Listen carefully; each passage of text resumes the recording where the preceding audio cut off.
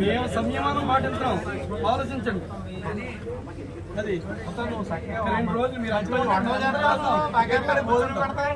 Party office రేకు చెట్టు ఉన్నప్పుడు ఎప్పుడు పార్టీ ఆఫీస్ నుంచి ఒక 6 నెలలు బాగా వచ్చాను. అప్పటికి రిసీవింగ్ ఎలా ఉందో నాకు ఇప్పటికీ కూడా నాకు ఎందుకంటే నా వెనక ఎవరు రాలేదు. ఒక అన్నీ వచ్చాడు అంటే పీఫామ్ ఇవ్వండి అంటే అమ్మ నీకేనా ఇస్తాను. మీరు అలాంటి మనిషి ఇక్కడే ఈ పార్టీ ఆఫీస్ మీరు లేకుండా ఎక్కడున్నా ఒక మంచి ప్లేస్ లో ఉండదు. కానీ ఇక్కడ ఈ నియోజకవర్గంలో పార్టీ ఆఫీస్ ఉంటుంది. పార్టీ అనేది మేమందరం అనాథలతో సమానం.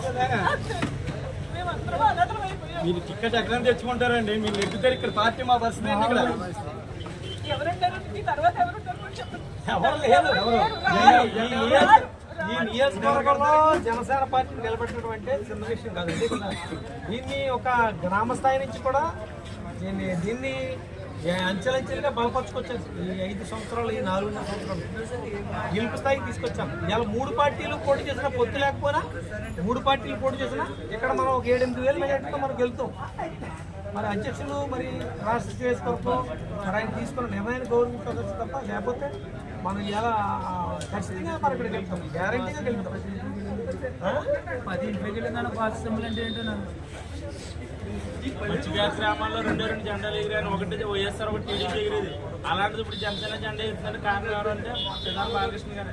ఈరోజు మా గ్రామంలో జెండా ఎగురుతుంది. అలాంటప్పుడు లేకపోతే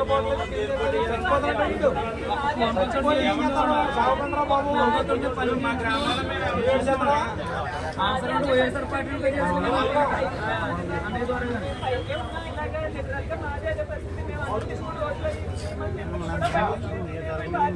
పార్టీ కోసం ఎవరు ఏది ఆశించాలి.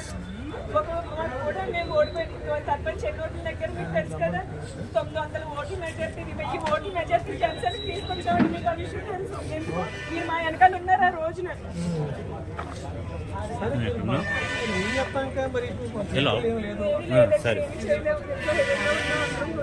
కనీసం టికెట్ విషయంలో ఉన్న ఒకసారి పిలిచి మాట్లాడితే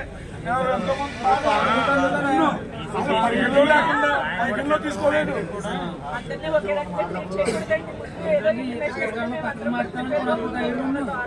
సడన్గా బాంబు చేసాడు. మళ్ళీ ఇంకా ఉండదు. నెక్స్ట్ సెకండ్ చేస్తారు మంది అంటే కాంగ్రెస్ ఉంది కదా అనుకున్నాం. అంటే కనీసం అన్ని